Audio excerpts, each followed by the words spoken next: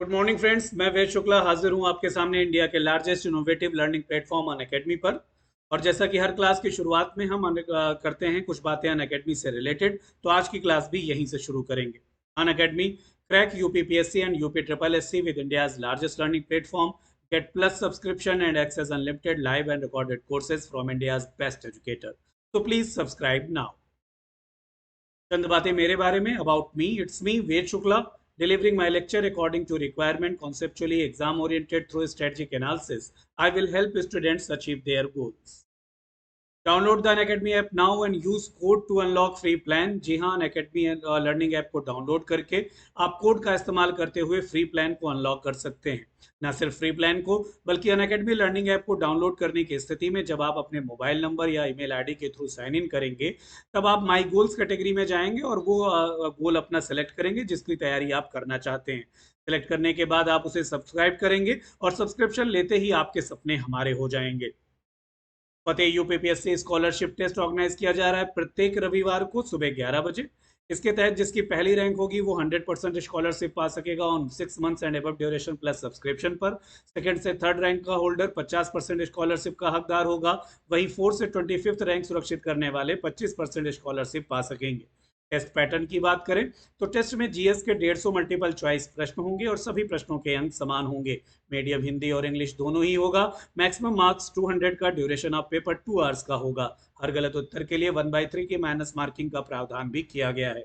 याद रखें, learners with active subscriptions are not eligible for scholarship, यानी वो जो ऑलरेडी सब्सक्रिप्शन लेकर अपनी तैयारी को अनअकैडमी प्लेटफॉर्म के साथ जोड़ चुके हैं, वो इस स्कॉलरशिप टेस्ट के हकदार नहीं होंगे।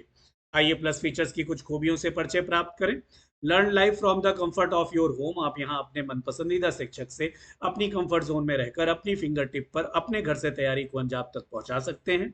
Unlimited access to all courses. Plus feature से जुड़ने की स्थिति में आपकी पहुंच अनलिमिटेड लाइव और रिकॉर्डेड कोर्सेज तक हो जाती है। Top educators of India on one platform. India की बेहतरीन फैकल्टी, टॉप एजुकेटर आपको एक साथ अनअकैडमी बैनर के तले उपलब्ध है। कंप्लीट सिलेबस यहाँ स्ट्रक्चर्ड फॉर्म में कवर किया जाता है, यानी अव्वल तो सिलेबस को यूनिट वाइज डिवाइड करना, फिर उस यूनिट के टॉपिक डिसाइड करना, टॉपिक से related previous year paper analysis करना, संभावित प्रश्नों की बात करना और फिर इस तरीके से टॉपिक की डिटेलिंग करना। कंप्लीट एग्जाम की प्रिपरेशन आप यहाँ कर सकते हैं, यानी टुकड़े टुकड़े में बिखरी बिखरी तैयारी नहीं, बल्कि मुकम्मल तैयारी, प्री मेंस इंटरव्यू की ये कंप्लीट प्रिपरेशन आप यहाँ कर पाएंगे। Regular doubt clearing sessions attend किए जाते हैं, यानी पढ़ने के दौरान किसी विषय या विषय से जुड़े किसी टॉपिक को लेकर अगर मन में किसी तरीके की शंका है तो उसका समाधान भी प्लेटफॉर्म पर प्रस्तुत है। लाइव टेस्ट सीरीज और अरेंज की जाती है, जिसके जरिए आप इस बात का मूल्यांकन करने में समर्थ हो सकते हैं कि आपकी तैयारी किस दिशा में जा रही है, प्रतियोगी परीक्षा में आप कहाँ ठहरते हैं, अन्य प्रतियोगियों की अपेक्षा आपकी स्थिति क्या है। Complete study material PDF format में उपलब्ध कराए जाते हैं। मेंस के लिहाज से आंसर राइटिंग सेशंस भी अरेंज किए जाते हैं। मेंटरशिप और गाइडेंस तो कदम कदम पर उपलब्ध है ही। प्रगति शीर्षक से यूपीपीसीएस आरओ एआरओ प्रीलिम्स 2021 को ध्यान में रख करके प्लस टेस्ट सीरीज लॉन्च की गई है सुबह 10 बजे। ये अलग अलग विषयों को डेडिकेटेड टेस्ट सीरीज भी है और इसके तहत फुल लेंथ जीएस टेस्ट भी उपलब्ध है। आप अपनी आवश्यकता और प्राथमिकता के हिसाब से इसे ज्वाइन कर सकते हैं। लक्ष्य शीर्षक से यूपीपीएससी पीसीएस मेंस को ध्यान में रखते हुए टेस्ट सीरीज लॉन्च की गई है। ये टेस्ट सीरीज प्लस सब्सक्राइबर के लिए फ्री ऑफ कॉस्ट उपलब्ध है, अतः आप इससे जुड़ करके अपनी तैयारी को आगे बढ़ा सकेंगे। बैच कोर्सेज की बात करें, यूपीपीएससी मेंस ऑप्शनल की जैसे पॉलिटिकल साइंस, सोशियोलॉजी, हिंदी और हिस्ट्री को डेडिकेटेड बैच फरवरी 2021 से स्टार्ट किए जा चुके हैं। आप मेंस ऑप्शनल मेंस के सब्जेक्ट को ध्यान में रखते हुए अपनी आवश्यकता और प्राथमिकता के हिसाब से इसे ज्वाइन कर सकेंगे।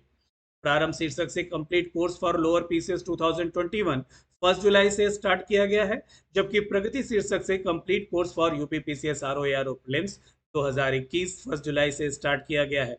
1 जुलाई से ये दोनों बैच स्टार्ट हुए हैं। आप अपने लिए चाहे समीक्षा अधिकारी और सहायक समीक्षा अधिकारी के तौर पर भविष्य देख रहे हो या लोअर पीसीएस के तहत, आप दोनों बैचेस के जरिए अपनी मंजिल तक पहुंच सकेंगे। शिखर शीर्षक से complete course for UP triple SC pet launch किया गया है।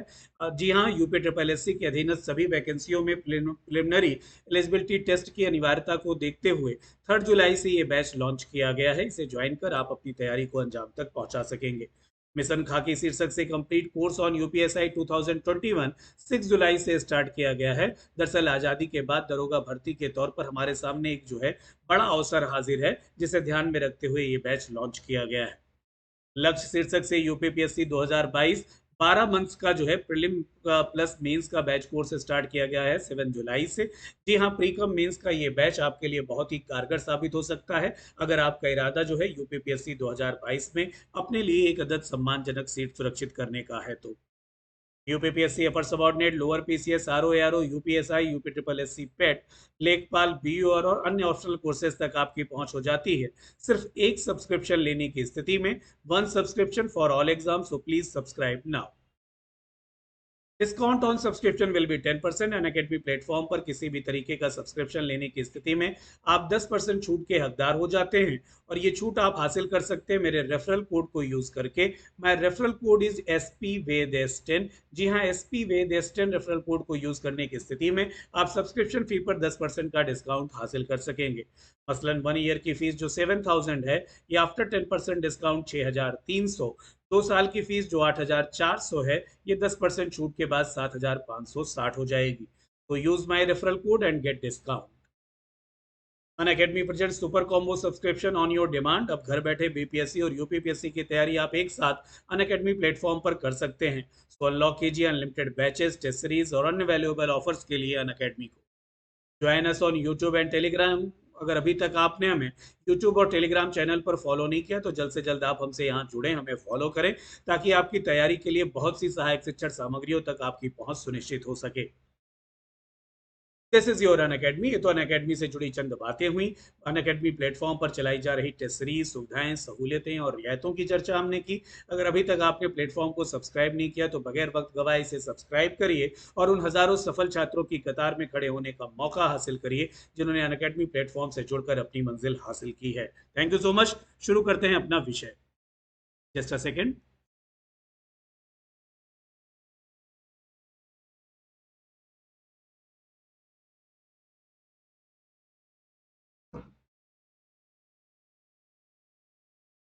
सुबह 7 बजे के वक्त में आप मेरे साथ जिस विषय को लेकर आगे बढ़ रहे हैं वो विषय है भारतीय इतिहास एवं राष्ट्रीय आंदोलन। जी हाँ, Indian history and national movement.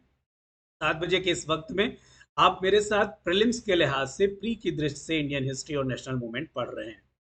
विगत 15 वर्षों में भारतीय इतिहास से आने वाले प्रश्नों को हमने देखा जाना प्रीवियस ईयर पेपर एनालिसिस की बदौलत, और हम इस नतीजे पर पहुंच सके कि प्रीलिम्स में आने वाले प्रश्नों में से अधिकांश प्रश्न जो है वो मॉडर्न हिस्ट्री से पूछे जा रहे हैं। इसलिए हिस्ट्री की शुरुआत हमने मॉडर्न हिस्ट्री से की है। तमाम टॉपिक मॉडर्न हिस्ट्री के तहत पढ़ते हुए आज हम जिस टॉपिक के साथ आगे बढ़ने जा रहे हैं वो टॉपिक है मुस्लिम लीग और मार्ले मिंटो सुधार। जी हाँ, अखिल भारतीय मुस्लिम लीग और मार्ले मिंटो रिफॉर्म या मुस्लिम मार्ले मिंटो सुधार, ये हमारा आज का टॉपिक होगा। एक साथ इन दोनों विषयों को हम जानने का प्रयास करेंगे क्योंकि दोनों एक दूसरे से इंटरकनेक्टेड है। एक की मांग पर दूसरे का आगमन हुआ, एक की मांग पर दूसरे के प्रावधान निर्धारित किए गए, इसलिए ये दोनों के दोनों टॉपिक हमने एक दूसरे से जो है साथ मिलाकर पढ़ने का फैसला लिया है। चलिए शुरू करते हैं अपना टॉपिक। देखिए, सबसे पहले हम चर्चा करेंगे अखिल भारतीय मुस्लिम लीग के स्थापना और उसके स्थापना की पृष्ठभूमि की कि किन परिस्थितियों में, किन कारणों से, किन के प्रयासों के चलते मुस्लिम लीग का गठन हो सका। आइए शुरू करें। सबसे पहले देखेंगे अखिल भारतीय मुस्लिम लीग के गठन की पृष्ठभूमि। देखिए, जब भारत में हिंदू राष्ट्रवाद का जन्म हुआ तो मुस्लिम समाज भयभीत हो गया। उन्हें लगा कि वे भारत में सुरक्षित नहीं हैं। उन्हें यहाँ की राजनीति में सक्रिय भागीदारी करनी चाहिए जिससे मुसलमानों को न्याय और राजनीतिक आजादी मिल सके। जी हाँ, हिंदू राष्ट्रवाद के जन्म से, जैसे आप अगर देखेंगे स्वतंत्रता आंदोलन को भी, तो स्वतंत्रता आंदोलन के दौरान बाल गंगाधर तिलक जैसे लोगों ने शिवाजी महोत्सव, गणपत महोत्सव जैसे आयोजन किए जिससे कि मुस्लिम मुस्लिम समाज अपने आप को उपेक्षित महसूस करने लगा। उनको लगा कि भाई अगर शिवाजी को जो है सराहा जा सकता है तो अकबर को क्यों नहीं। और इस विषय पर जो है, इस विषय पर वो जो है अपने आप को पृथक महसूस करने लगे। उन्होंने जो है स्वतंत्रता आंदोलन से अपने जुड़ाव को भी कम महसूस करना शुरू कर दिया। उन्हें ये भी लगने लगा कि जैसे जैसे हिंदू राष्ट्रवाद प्रबल होगा वैसे वैसे भारत में उनके लिए जो है खतरनाक स्थिति उत्पन्न हो जाएगी। तो मुस्लिम समाज को न्याय मिल सके, राजनीतिक आज़ादी प्राप्त हो सके, उनकी पहुंच जो है सुनिश्चित हो सके अंग्रेजी सत्ता तक, इसलिए उन्होंने जो है एक मंच का की गठन के विषय में सोचना प्रारंभ कर दिया जहां पर जो है वो उनके जरिए अपनी सारी बातों को रखा जाए और ब्रिटिश सत्ता उनको गंभीरता से लेने पर विवश हो।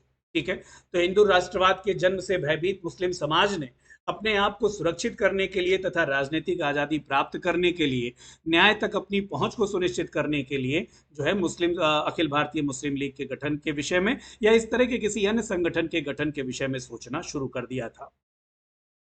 इसके लिए मुस्लिम नेता प्रयास करने लगे।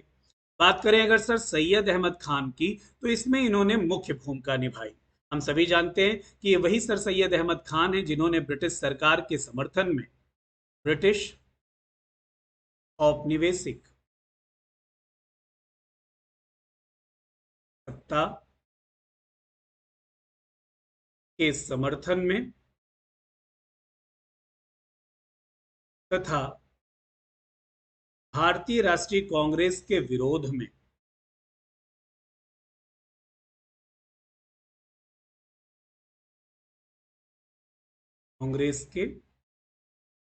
में यूनाइटेड पैट्रियोटिक एसोसिएशन की स्थापना की थी। ठीक है, बनारस के राजा शिव प्रसाद सितारे हिंद के साथ मिलकर।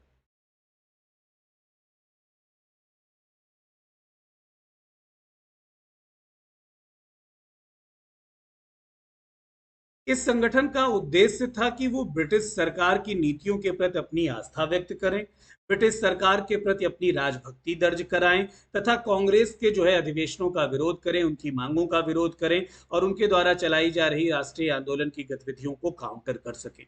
दरअसल सर सैयद अहमद खान के पास दो विकल्प थे। एक तो वो अपने समाज के कल्याण का मार्ग सुनिश्चित कर लेते, दूसरा वो जो है राष्ट्रीय आंदोलन की लड़ाई लड़ लेते।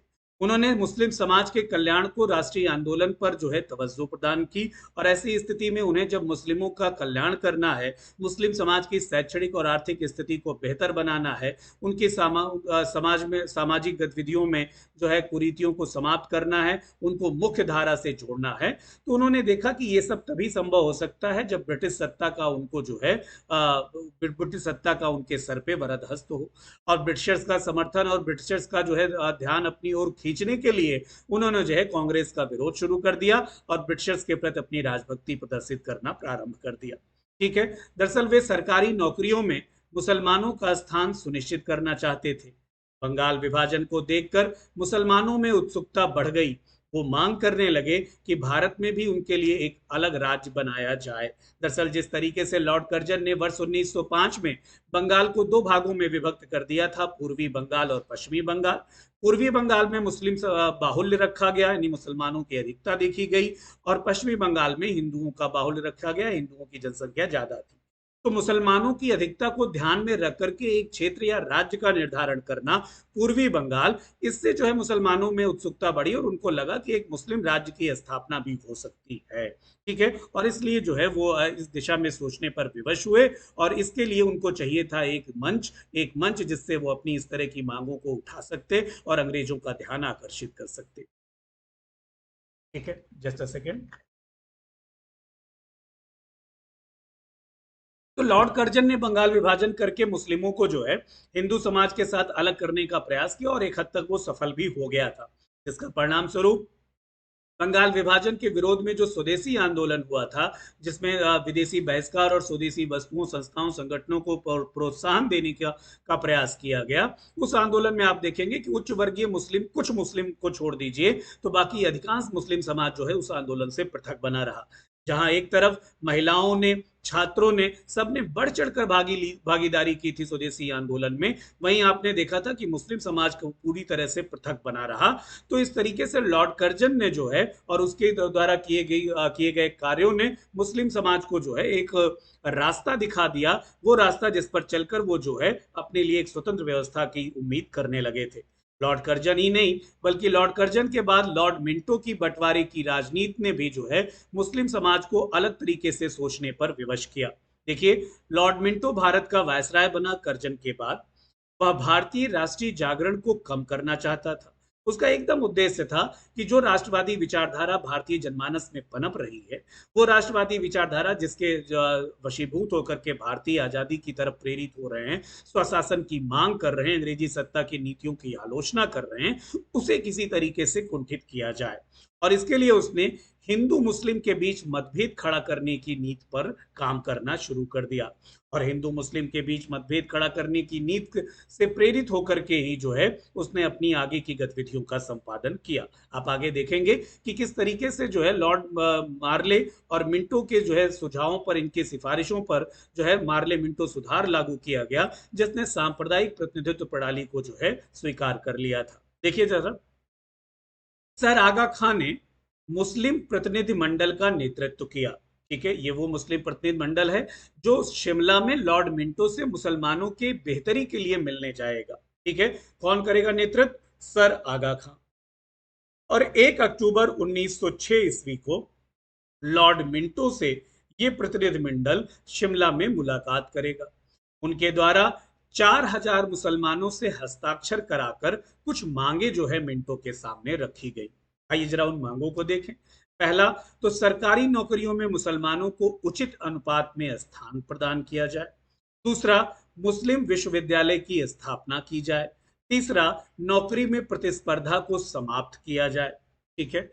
चौथा, नगर पालिका में हिंदू मुस्लिम दोनों समुदाय के प्रतिनिधि को भेजा जाए। ठीक है, जो नगर पालिका में चुनाव हो रहे हैं उसमें हिंदू और मुस्लिम दोनों ही समाज के प्रतिनिधि जाएं, हिंदुओं का प्रतिनिधित्व हिंदू करें और मुस्लिम समाज का प्रतिनिधित्व मुस्लिम करें। साथ ही विधान परिषद के लिए मुस्लिम वकीलों, जमींदारों, नगर पालिका के मुस्लिम सदस्यों, जिला पार्षदों और 5 साल का अनुभव रखने वाले मुस्लिम स्नातकों का एक अलग निर्वाचक मंडल बनाया जाए।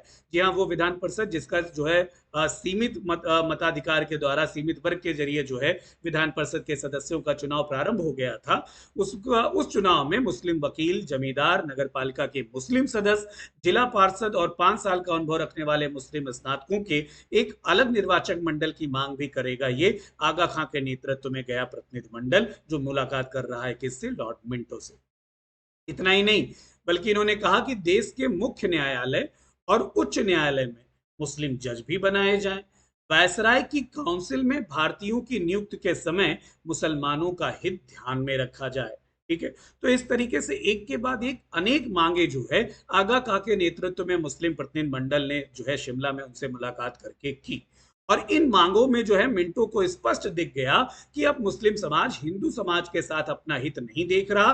वो ये मान चुका है कि हिंदुओं के हित के साथ मुस्लिम के हित नहीं सधते। बस फिर क्या था, मिंटो ने इन मांगों को सराहना शुरू कर दिया और इन्हें प्रोत्साहित करके उन्होंने मुस्लिम समाज को जो है भारत से अलग थलग करने का प्रयास किया, राष्ट्रीयता की भावना से अलग थलग करने का इनफैक्ट प्रयास किया। देखिए, लॉर्ड मिंटो मन ही मन हिंदू मुस्लिम की खाई को बढ़ाना चाहता था। उसने मुस्लिम प्रतिनिधि मंडल से मिलकर हर्ष व्यक्त किया और कहा, सुनिएगा गौर से, कि मुस्लिम संप्रदाय को इस बात से पूर्णतः निश्चिंत रहना चाहिए कि मेरे द्वारा यानी मिंटो के द्वारा प्रशासनिक पुनर्संगठन का जो कार्य होगा उसमें मुस्लिमों के अधिकार और हित सदैव सुरक्षित रहेंगे। इस तरीके से उन्होंने मुस्लिम मांगों के प्रति जो है अपना आश्वासन व्यक्त किया। ठीक है, और इस पृष्ठभूमि में भारत में गठित होगी ऑल इंडिया मुस्लिम लीग। आप देख चुके हैं कि किस तरीके से जो है तथाकथित जो है मुस्लिम समाज के नेतृत्वकर्ता जो है वो मुस्लिमों के हित के लिए एक अलग संगठन की स्थापना पर की तरफ बढ़ रहे हैं, और उसी के पृष्ठभूमि में जो है मुस्लिम लीग की स्थापना होगी। देखिए, दरअसल बंगाल विभाजन के बाद ढाका के नवाब सलीमुल्लाह खान ने मुस्लिम ऑल इंडिया कॉन्फेडरेसी नाम से एक संस्था बनाई। जी हाँ, कौन सी संस्था? मुस्लिम all India confederacy.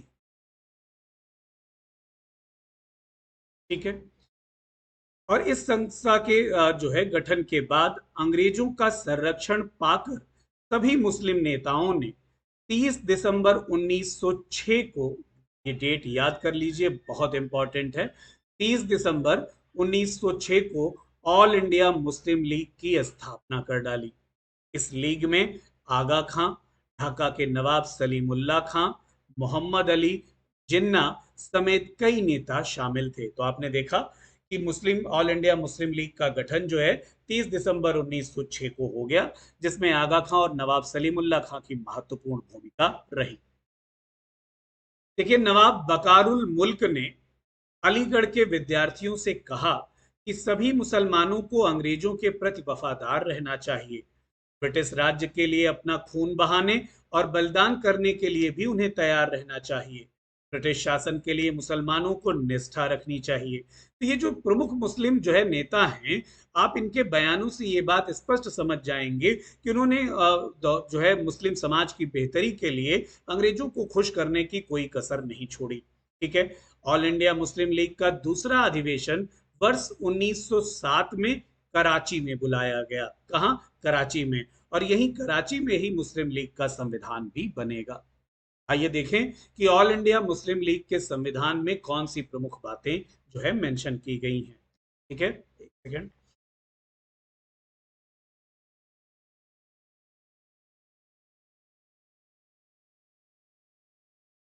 One by one चर्चा करेंगे हम मुस्लिम लीग संविधान में मेंशन की गई प्रमुख बातों की। सभी मुसलमानों के मन में ब्रिटिश राज्य के प्रति निष्ठा उत्पन्न करना। तो इनका जो पहला मोटिव, पहला उद्देश्य, पहला आदर्श, पहला लक्ष्य है वो क्या है कि मुसलमानों के मन में ब्रिटिश राज्य के प्रति निष्ठा उत्पन्न करना। ठीक है। नेक्स्ट, भारतीय मुसलमानों के अधिकारों की रक्षा करना।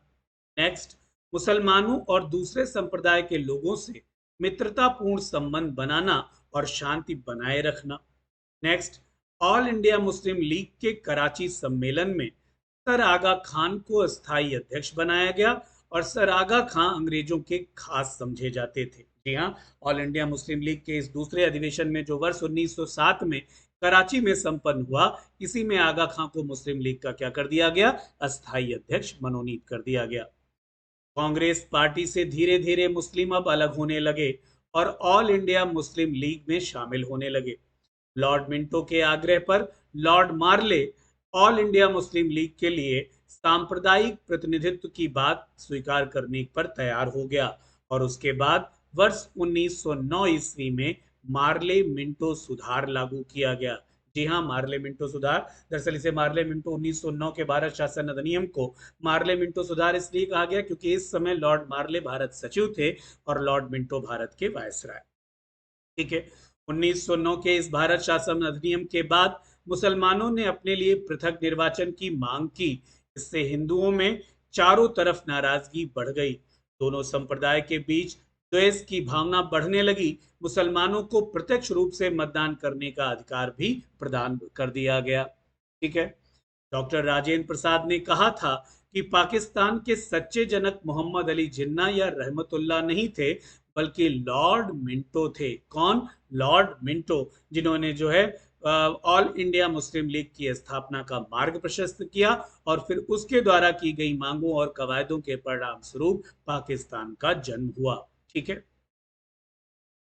तो ये थी मुस्लिम लीग। दरअसल हम एक बात देख रहे हैं कि कोशिश तो की गई स्वदेशी आंदोलन में ही हिंदू मुसलमानों को पूरी तरह से एक दूसरे से पृथक कर देने की, लेकिन बहुत हद तक जो है तब भी स्वदेशी आंदोलन के समय बंगाल विभाजन के बाद जो है इस बात से, इस सच्चाई से वाकिफ थे जो है उस वक्त के लोग, और उन्होंने जो है बंगाल की जनता को जोड़कर रखने में सफलता प्राप्त की। वो आपस में एक दूसरे के विरोधी कम से कम नहीं होने पाए।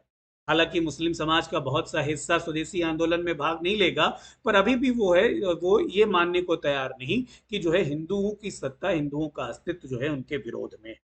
लेकिन अंग्रेज कहाँ इस बात से चूकने वाले थे। वो अपने इस मोटिव पर लगातार प्रयासरत रहेंगे। 1905 का बंगाल विभाजन हिंदू मुस्लिम में जो खाई पैदा नहीं कर पाया, उसके लिए उन्होंने 1906 में आगा खां और सलीमुल्लाह खां को आगे करा करके मुस्लिम लीग का गठन करके उस खाई को जो है बना दिया और वो जो उस उद्देश्य में सफल हो गए जिसके जरिए हिंदू और मुस्लिम के हित जो है आपस में जो है एक साथ चलने की स्थिति में ना रह गए और दोनों अलग अलग दिशा, अलग अलग मार्ग के पथिक हुए। ठीक है। तो ये लगातार उनके प्रयासों का ही परिणाम था, अगर ये कहा जाए तो कोई इसमें जो है आश्चर्य का विषय नहीं। इन्हीं परिस्थितियों में वर्ष 1909 में मार्ले मिंटो सुधार पास हुआ। तो आइए देखें कि ये मार्ले मिंटो सुधार जो है ये किन प्रमुख जो है प्रावधानों से संबंधित है, इसके जरिए भारत में किस तरह की व्यवस्था को लाने का प्रयास किया जाएगा। ठीक है, मार्ले मिंटो रिफॉर्म या मार्ले मिंटो सुधार वर्ष 1909। देखिए, आपने अभी अभी जाना कि अक्टूबर 1906 में आगा खां के नेतृत्व में एक मुस्लिम प्रतिनिधि मंडल, जिसे शिमला प्रतिनिधि मंडल भी कहा जाता है, ने वायसराय लॉर्ड मिंटो से मुलाकात की थी और मांग की कि मुसलमानों के लिए पृथक निर्वाचन प्रणाली की व्यवस्था की जाए तथा मुसलमानों को उनकी जनसंख्या के अनुपात में प्रतिनिधित्व भी प्रदान किया जाए, ये चाहे विधान परिषद में हो या फिर जो है सरकारी नौकरियों में। प्रतिनिधिमंडल ने तर्क दिया कि उनकी साम्राज्य की सेवा के लिए उन्हें पृथक सामुदायिक प्रतिनिधित्व मिलना ही मिलना चाहिए। ठीक है, और इस तरीके से उनकी मांग को ध्यान में रख करके आगे मार्ले मिंटो सुधार अपने अन्य प्रावधानों के साथ इस विषय पर भी जो है प्रावधान बनाएगा। वर्ष 1906 में ढाका में नवाब सलीमुल्लाह, नवाब मोहसिनुल मुल्क, वकारुल मुल्क द्वारा मुस्लिम लीग की स्थापना कर दी गई। लॉर्ड मिंटो से मिलने वाला यह प्रतिनिधिमंडल शीघ्र ही मुस्लिम लीग में सम्मिलित हो गया। मुस्लिम लीग ने मुसलमानों को साम्राज्य के प्रति निष्ठा प्रकट करने की शिक्षा दी तथा मुस्लिम बुद्धिजीवियों को कांग्रेस से पृथक रखने का प्रयास किया। हालांकि बहुत हद तक ये सब कामयाब नहीं हो सके। कांग्रेस के अंतर्गत बहुत से ऐसे मुस्लिम राष्ट्रवादी भी थे जिन्होंने भारत की आज़ादी के लड़ाई के लिए किसी भी हिंदू से कहीं ज्यादा प्रयास किए होंगे। ठीक है, अन्य ब्रिटिश उपनिवेशों के समान स्वशासन के कांग्रेस की मांग को ब्रिटिश शासन के सम्मुख रखने के लिए गोपाल कृष्ण गोखले भी जॉन मार्ले, जो कि उस वक्त भारत सचिव थे, उनसे मिलने के लिए इंग्लैंड चले गए। ठीक है, जैसे कि भारत अन्य देशों में जहां ब्रिटिशर्स का उपनिवेश था वहां स्वशासन की स्थापना ब्रिटिश के द्वारा की गई थी, उसी तर्ज पर जो है गोपाल कृष्ण गोखले चाहते थे कि भारत में भी स्वशासन को कायम किया जाए, और इस उद्देश्य से वो पहुंचे जॉन मार्ले भारत सचिव से मिलने, जो कि इंग्लैंड में रहते थे। वायसराय लॉर्ड मिंटो और भारत सचिव जॉन मार्ले उदारवादियों और मुस्लिमों द्वारा प्रस्तुत कुछ सुधारों पर सहमत हुए। उन्होंने सुधारों और उपायों का एक दस्तावेज तैयार किया जिसे मार्ले मिंटो सुधार के नाम से जाना गया और जो भारतीय परिषद अधिनियम 1909 के रूप में आगे चल करके रूपांतरित होगा। ठीक है, इस तरीके से उदारवादियों द्वारा सुझाए गए सुझाव और साथ ही जो है मुस्लिम लीग द्वारा की गई मांग को ध्यान में रख करके मार्ले मिंटो सुधार अस्तित्व में आ गया। आइए देखें, भारतीय परिषद अधिनियम 1909 या मार्ले मिंटो सुधार के तहत किए गए प्रमुख प्रावधान कौन से हैं। देखिए, इस अधिनियम के अनुसार केंद्रीय एवं प्रांतीय विधान परिषदों में निर्वाचित सदस्यों की संख्या में वृद्धि कर दी गई। प्रांतीय विधान परिषदों में गैर सरकारी बहुमत स्थापित किया गया। ठीक है, तो सबसे पहले क्या हुआ, केंद्र और प्रांत दोनों ही स्तर पर विधान परिषदों में निर्वाचित सदस्यों की संख्या में वृद्धि करने का प्रावधान करेगा मार्ले मिंटो सुधार। प्रांतीय विधान परिषद में गैर सरकारी बहुमत भी स्थापित करने का प्रयास किया जाएगा, लेकिन गैर सरकारी सदस्यों में नामांकित एवं बिना चुने सदस्यों की संख्या अभी भी अधिक थी। यानी जो गैर सरकारी बहुमत स्थापित होगा, इनमें मैक्सिमम लोग वो होंगे जो मनोनीत किए गए हैं, चुनकर नहीं आए, जिसके कारण निर्वाचित सदस्यों की तुलना में अभी भी मनोनीत सदस्यों की संख्या अधिक बनी रहेगी। ठीक है, केंद्रीय व्यवस्थापिका सभा में 60 निर्वाचित सदस्य और 9 पदेन सदस्य होने थे। इन सदस्यों में से 8 सीटें मुस्लिम के लिए आरक्षित थी, 4 सीटें ब्रिटिश पूंजीपतियों के लिए और 2 सीटें जमींदारों के लिए आरक्षित कर दी गई थी। ठीक है, साथ ही ये जो 60 निर्वाचित सदस्य अप्रत्यक्ष रूप से चुने जाने थे, इन्हें स्थानीय निकायों से निर्वाचन परिषद का गठन होना था। ठीक है, ये निर्वाचित सदस्य जो अप्रत्यक्ष रूप से चुने जाने थे, इनका चुनाव कौन करता, स्थानीय निकाय करते। स्थानीय निकायों में जो है पदासीन लोग इनके निर्वाचक मंडल के तौर पर काम करने वाले थे। ये प्रांतीय विधान परिषदों के सदस्यों का निर्वाचन करती थी। प्रांतीय विधान परिषद के सदस्य केंद्रीय व्यवस्थापिका के सदस्यों का निर्वाचन करते थे। तो जो स्थानीय निकाय से बना निर्वाचक मंडल है, वो प्रांतीय विधान परिषद के सदस्यों के निर्वाचन करेगा और प्रांतीय विधान परिषद के सदस्य जो है केंद्रीय व्यवस्थापिका के सदस्यों का निर्वाचन करेंगे। ऐसा कहा गया किसमें, मार्ले मिंटो सुधार। ठीक है, आगे बढ़ेंगे।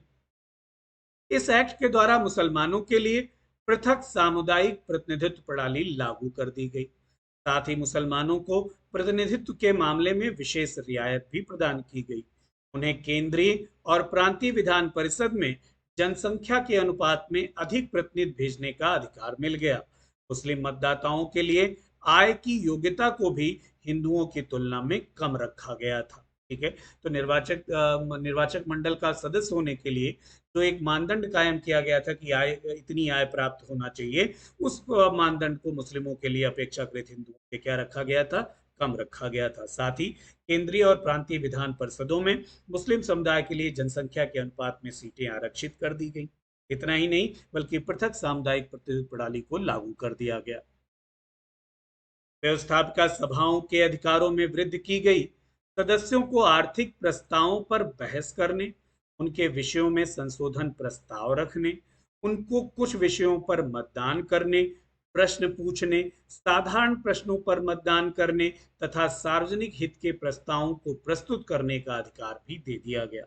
पार्लियामेंटो सुधार में ये जो आप प्रावधान देख रहे हैं, इसे उदारवादी मांगों का परिणाम माना जाना चाहिए, क्योंकि भारतीय राष्ट्रीय कांग्रेस के उदारवादी विचारधारा के लोगों द्वारा समय समय पर व्यवस्थापिका में पार्टिसिपेशन को जो है, भारतीय पार्टिसिपेशन को बढ़ाने के लिए और उनको ज्यादा अधिकार देने के लिए जो मांग की जा रही थी, उसे ध्यान में रख करके पार्लियामेंटो ने इस सुझाव को शामिल किया था, जिसके तहत व्यवस्थापिका सभाओं के अधिकारों में वृद्धि की गई। सदस्यों को आर्थिक प्रस्तावों पर बहस करने, उनके विषयों में संशोधन प्रस्ताव रखने, उनको कुछ विषयों पर मतदान करने, प्रश्न पूछने, साधारण प्रश्नों पर मतदान करने तथा सार्वजनिक हित के प्रस्तावों को प्रस्तुत करने का अधिकार दिया गया। व्यवस्थापकाओं को इतने अधिकार देने के पश्चात भी गवर्नर जनरल तथा गवर्नरों को व्यवस्थापकाओं में प्रस्तावों को ठुकराने का अधिकार भी था। व्यवस्थापिका को हालांकि आप देख रहे हैं इतने सारे अधिकार मिल गए, लेकिन सब ये सारे के सारे अधिकार तब बेमानी हो जाते हैं जब आपको ये पता चलेगा कि गवर्नर जनरल इन सभी प्रस्तावों को जो है, जो व्यवस्थापिका द्वारा प्रस्तावित हो रहे थे, उसे जब चाहे अस्वीकार कर सकता था। ठीक है, तो ये था मार्लियामेंटो सुधार और उसके तहत किए गए प्रमुख। अब आइए देखें कि मार्लियामेंटो सुधार का मूल्यांकन करें और परिचित हों कि ये किस तरीके से जो है उपयोगी या जो है भारत के लिए अहितकर साबित हुआ। देखिए, पार्लियामेंटो के सुधारों से भारतीय राजनीतिक प्रश्न का न कोई हल हो सकता था और न ही अप्रत्यक्ष चुनाव, सीमित मताधिकार तथा विधान परिषद की सीमित शक्तियों ने प्रतिनिधि सरकार को मिश्रण सा बना दिया। इन्होंने किया तो जरूर विधान परिषद की संख्या में वृद्धि, लेकिन वहां भी गैर सरकारी सदस्यों का बहुमत रखा और उसमें जो है अधिकांश सदस्य मनोनीत रखे। लोगों को चुनाव चुने जाने का प्रक्रिया तो बनाया, लेकिन वो प्रक्रिया इन्होंने अप्रत्यक्ष चुनाव पर आधारित रखी, यानी निर्वाचक मंडल सीमित वर्ग तक ही सीमित। ठीक है, जो मताधिकार भी प्रदान किए उसके लिए भी ऐसा मानदंड बना दिया कि भारत के आम लोग इस मताधिकार में भागीदारी नहीं दर्ज करा सकते। ठीक है, लॉर्ड मार्ले ने स्पष्ट तौर पर कहा कि भारत स्वशासन के योग्य नहीं है। कांग्रेस द्वारा प्रतिवर्ष स्वशासन की मांग करने के पश्चात भी मार्ले ने स्पष्ट तौर पर उसे ठुकरा दिया। उसने भारत में संसदीय शासन व्यवस्था या उत्तरदायी सरकार की स्थापना का विरोध किया।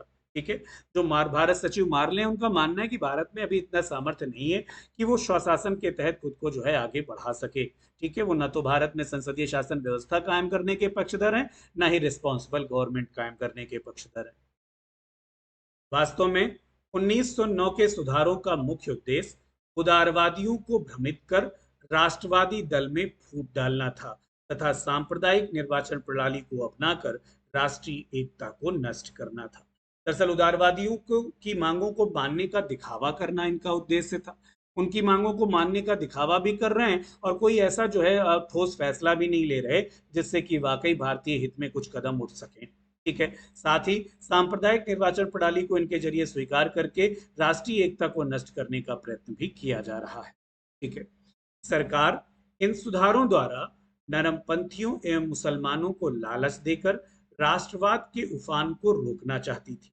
सरकार एवं मुस्लिम नेताओं ने जब भी द्विपक्षीय वार्ता की, उसका मुख्य विषय पृथक निर्वाचन प्रणाली ही रहा। आप देख सकते हैं कि किस तरीके से वो हिंदू मुस्लिम में फूट डालने पर आमादा हैं, क्योंकि वो जब जब मुस्लिम नेताओं से विचार विमर्श करेंगे, जब भी दोनों पक्ष में अंग्रेजों और सरकार और मुसलमानों के बीच में वार्ता होगी, जो मेन टॉपिक होगा क्या होगा, पृथक निर्वाचन, सेपरेट इलेक्शन सिस्टम। किंतु वास्तव में इस व्यवस्था से मुसलमानों का छोटा वर्ग ही लाभान्वित हो सकता। ठीक है, इस एक्ट के अंतर्गत जो चुनाव पद्धति अपनाई गई वह इतनी अस्पष्ट थी कि जन प्रतिनिधित्व प्रणाली एक प्रकार से बहुत सी छन्नियों में छानने की क्रिया बन गई। कुछ लोग स्थानीय निकायों का चुनाव करते थे। ये सदस्य चुनाव मंडलों का चुनाव करते थे और ये चुनाव मंडल प्रांतीय परिषदों के सदस्यों का चुनाव करते थे और यही प्रांतीय परिषदों के सदस्य केंद्रीय परिषद के सदस्यों का चुनाव करते थे। यानी कुल मिलाकर आप देख रहे हैं कि हर गुजरते स्टेप के साथ एक एक स्टेप जैसे जैसे आगे बढ़ रहे हैं, जो लोग चुनने की प्रक्रिया में हैं वो सीमित वर्ग को रिप्रेजेंट करने लगे, उनकी संख्या कम से कम होती जा रही है, जिन पर नियंत्रण कायम कर पाना अंग्रेजों को जो है आसान। सुधारों को कार्यान्वित करते हुए बहुत सी गड़बड़ियां भी उत्पन्न हो गई। संसदीय प्रणाली तो दे दी गई, परंतु उत्तरदायित्व तो नहीं दिया गया, जिससे सरकार की विवेकहीन तथा उत्तरदायी प्रक्रिया की आलोचना की जाने लगी। भारतीय नेताओं ने विधानमंडलों को सरकार की कटु आलोचना करने का मंच बना लिया। सभी जानते हैं कि आगे चल करके स्वराज पार्टी जो 1923 में गठित हुई, वो भारतीय प्रांतीय विधान परिषदों में पहुंचकर यही काम ही करने वाली है कि वो सरकार की नीतियों की आलोचना करेगी और उससे पूरे विश्व को परिचित कराएगी। ठीक है। कुल मिलाकर ऐसी स्थिति पैदा हो गई कि विधानमंडल तथा कार्यकारिणी के बीच कड़वाहट बढ़ गई और भारतीयों और सरकार के संबंध दिन ब दिन और बदतर हो गए। 1909 के सुधारों से जनता ने कुछ और ही चाहा था और आखिर उन्हें कुछ और ही मिला।